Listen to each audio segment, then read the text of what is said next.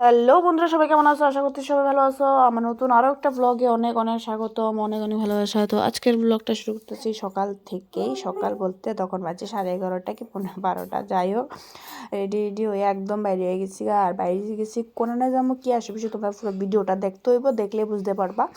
তো আমরা রওনাও দিয়া লাইছি। তো এখন আমরা মোটামুটি যেখানে যাওয়ার ছিল ওইখানে যাওয়ার সময়ও চলে এসেছে। তো চলো তোমরা দেখতে থাকো।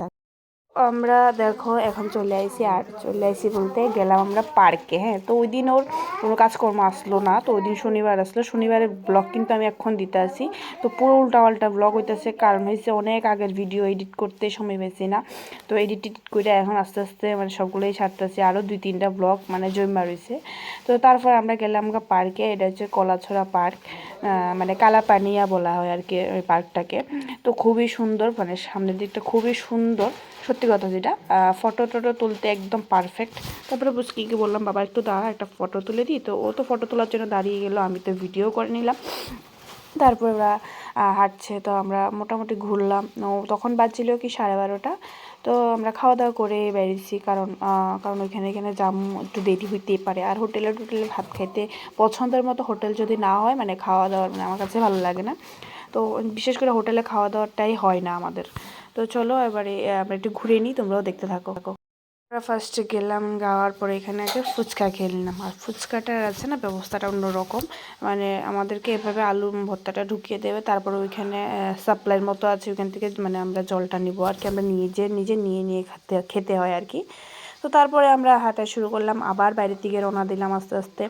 তো এখন পুচকিকে নিয়ে হাঁটছে, আর পুচকি হাঁটতে হাঁটতে আমার মনে হচ্ছে যে হয়রান হয়ে যাচ্ছে। যাই হোক, আর আমরাও কতক্ষণ কোলে নিয়ে হাঁটবো বলো, আমরা দুজনেই গেলাম, আর কেউই যায়নি।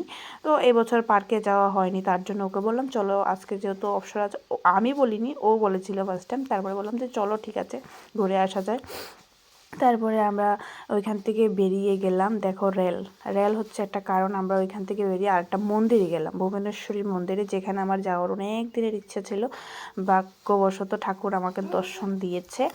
তো যাবো করে যেতেও পারছিলাম না। তো যাই হোক, যাওয়া হলো। মানে অনেকটা সার্থক হয়েছি আমি, কারণ ওই মন্দিরটা আমার দেখে এতটা ভালো লাগছিল যে ওইখানে যাব, কখন যাব কি আসে বিষয়, মানে যাওয়ার সময়টা হচ্ছিল না। তো দেখো এতটাই সুন্দর না মন্দিরটা, পুরো মাতার বাড়ির মতো হয় দেখতে, খুব ভালো লাগছে না?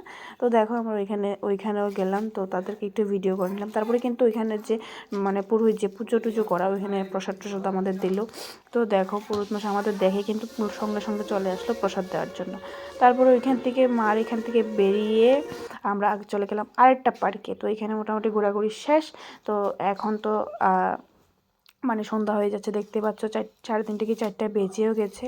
তো এই পর্যন্তই আজকের এই ব্লগটা। আমাদের এই ব্লগটা তোমাদের কেমন লাগলো অবশ্যই কমেন্ট করে জানাবে। আশা রাখছি সবার কাছে ভালোই লাগবে। তোমাদের কাছে যতটুকু পেরেছি ততটুকু শেয়ার করেছি। তো আজকের মতো টাটা, সবাই ভালো থাকো, সুস্থ থাকো। দেখা হচ্ছে নতুন একটা ব্লগ নিয়ে। আজকের মতো গুড নাইট, টাটা।